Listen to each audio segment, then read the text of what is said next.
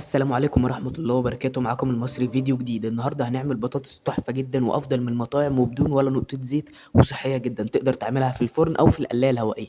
وتابع معايا الطريقة خطوة بخطوة. تبدأ تجيب البطاطس بتاعتك على حسب سعراتك وتبدأ إن أنت تقشرها وتقطعها التقطيعة اللي أنت عايزها، بس أنصحك إن أنت تقطعها تخينة عشان لسه هتخس جامد في السوا. بعدين زي ما انت شايف بعد ما قطعتها كده هتنزل عليها بمية ساقعة وعصرة ليمون وشوية خل ورشة ملح كبيرة ورشة كمون صغيرة، وتسيبها زي ما انت عايز من ساعة ل6 ساعات. بعدين هتصفيها كويس أوي وتنزل عليها بمية مغلية وتسيبها لمدة 5 دقايق. بعدين بعد ما خدت النص سلقة دي تبدأ إن انت تصفيها كويس أوي وتنشفها بمناديل من المية وتنزل عليها ب5 جرام زيت، ده للون بس مش أكتر، وممكن تعملها من غيره. وبعدين هتقلبهم وتفردهم بقى على جريلك أو على طاستك، وهعلمك ازاي في فيديو جاي ان شاء الله لو انت مهتم ازاي تعملها في الطاسة، وتحطها في الفرن على درجة حرارة 200 او في القلاية الهوائية زي ما انت شايف كده.